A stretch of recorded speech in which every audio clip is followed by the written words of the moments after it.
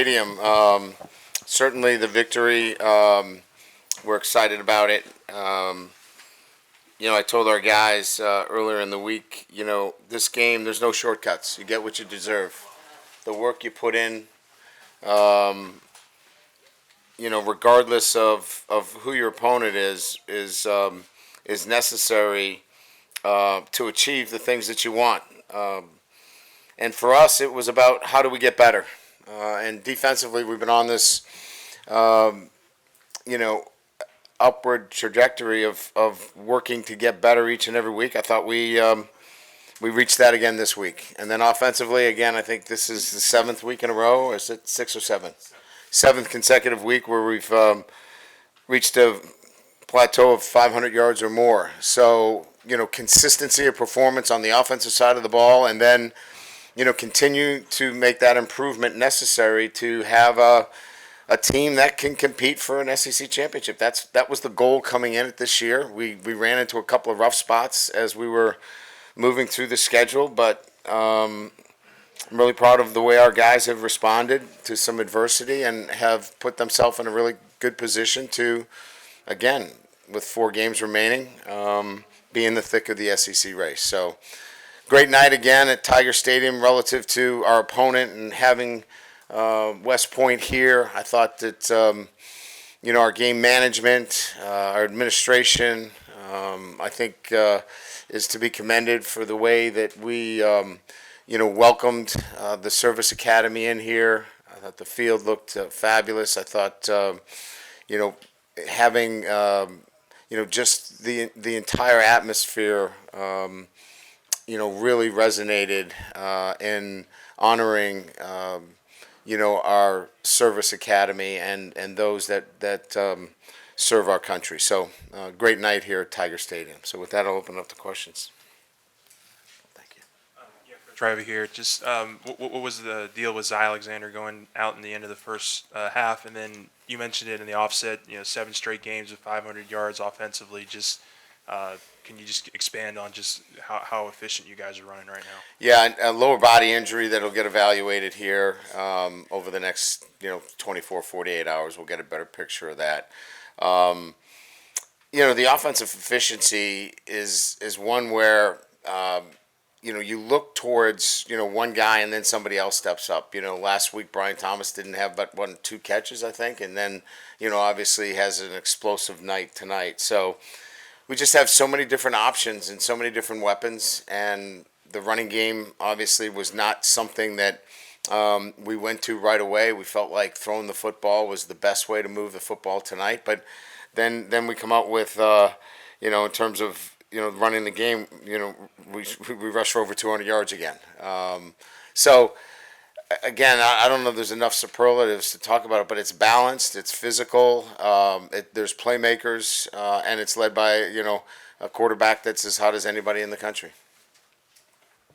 Coach, right here, was Denver Harris available to play in this game? No, inactive. Inactive? Okay. Yes. And what sort of status with him, and how have some of the younger guys in that cornerback room sort of developed over the last few weeks? Yeah, I was pleased with Hughes' performance out there. We played him at corner. I thought he did a really good job. They ran a a double move on him. His eyes were good. Jeremiah Hughes, that is, true freshman. You saw Javion Toviano playing some corner. Excuse me.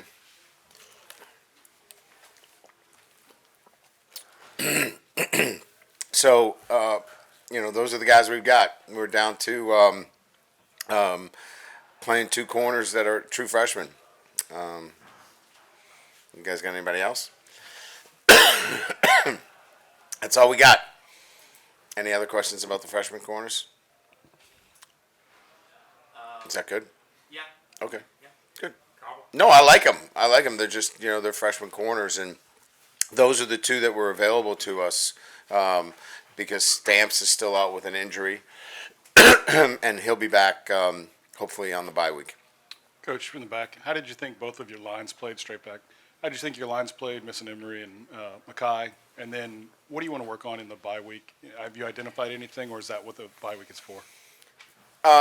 At first glance, I thought our individual techniques up front were much better. I thought we played with better pads. Our gap integrity and gap control was pretty good on the defensive line. From an offensive line standpoint, we handled a defense that does a lot of movement, and there's a lot of stunting. So I'll have to watch the film to get a better sense. I was really locked in more with the defensive line play. But again, I think, Daniels was pretty clean up front. There was one time that, there was some pressure, but I think all in all, I think, we're really getting the kind of offensive line and defensive line play that allows you to be a very good football team. As it relates to the bye week, we'll look at some things that we think that are important for us to address in practice before we, start to look at Alabama. I think there's some things that individually that we want to get some players to look at, and then some scheme things, and we'll do that on Tuesday and Wednesday. Coach, over here, overall, just with the vertical passing game, how good did it look? What was the key to sort of open it up and getting those big shots down the field? Well, again, it's a combination of finding your one-on-one matchups when it's man coverage, and then we're getting a combination of some cover too, where they're rolling the corner to Malik's side, and you got split safeties, and those kids are pretty good. They're going to run off safeties anytime. So I just think it's again, we're going to take advantage of our athletes in space against what you give us in terms of coverage. And if you're going to play a lot of cover two, we're going to run the football, and we're going to push the ball down the field vertically. Coach, right here. Ever since the second half of that Missouri game, you guys have tried to kind of marry the concepts of discipline and aggressiveness defensively. With this game, that obviously played a big part. Where do you feel like you are kind of heading into that bye week and in the latter half of this season where it's going to be important? Yeah, I mean, obviously I'm pretty pleased with, playing a team that runs, a very difficult offense, because you have to leverage the football, you have to tackle well, you have to have gap integrity. All the principles of playing good defense are on display tonight. You have to have those in place. And so, we passed the test. Now, again, I'm not ready to nominate this defense for, any award, but they are making the progress necessary to continue to build and have the building blocks to be a defense that can be a championship, football team. So good steps forward tonight. This was a big step for us. I have a cough drop if you need one, and I'm not It's being not sarcastic. a cough drop. It's I don't know. I'm just so excited to be with everybody here tonight. Getting a little choked up. On a serious note, talking about the defense, I was serious. Andre Sam, 2 interceptions, his growth and his progression this season. Yeah, it's fun to watch. His patience is really what's starting to show. I thought he took himself out of some plays earlier in the year, being maybe just a little too aggressive or out of control. If you remember early on, maybe some missed tackles. He's really settled in and is playing confident and patrolling the middle of the field. He had a couple maybe, he'd like to have back, or he'd had 4 interceptions. But playing at a high level, we need him to continue to do that. If he does, he presents a solid piece for us back there. Do you talk to the team at all about kind of the way the season is mirroring last year, or do you want this team to be itself? Not really. We talked about it, after the Missouri game a little bit. Hey, we're at 4-2. This is where we were last year, but we haven't since that time really talked about it, because that was kind of like, getting over the disappointment of, playing poorly. But it's really just been about, now, playing with the right, mindset each and every week. And I think they're beginning to obviously grab hold of that. In the back, you mentioned Daniels, but just how important is it for him to be playing at this level, especially going into this stretch run in SEC play? Yeah, I mean, look, everybody can have their own, beauty is in the eye of the beholder, but he sure looks good to me. And so when your quarterback is playing at that kind of level, he gives you a chance to win every game. He's got a great supporting cast. There's no doubt about it. But, you know, the quarterback drives, you know, college football, the NFL, high school, wherever it is, the quarterback's the driver. And right now he's playing at elite level. Coach, I don't know if this is the right way to say it, but can you win a championship in just winning track meet games? Can you guys just outscore people the rest of the year? Is that We possible? just shut out an opponent. Are you just going to throw water on this thing? We just shut somebody out. Now we're in a track meet. That track meet was a long time ago. I don't even remember it. All I remember is playing really good defense this game. Last week we gave up 18 against Auburn.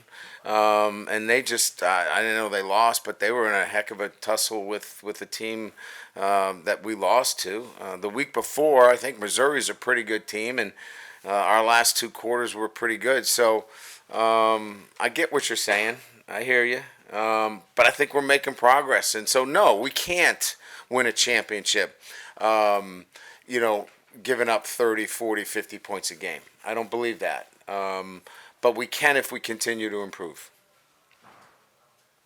When you think back to last year and the idea of putting the ball at risk and to see the growth that relatively the same offense has made during a year, is that staggering to you, or is it kind of expected?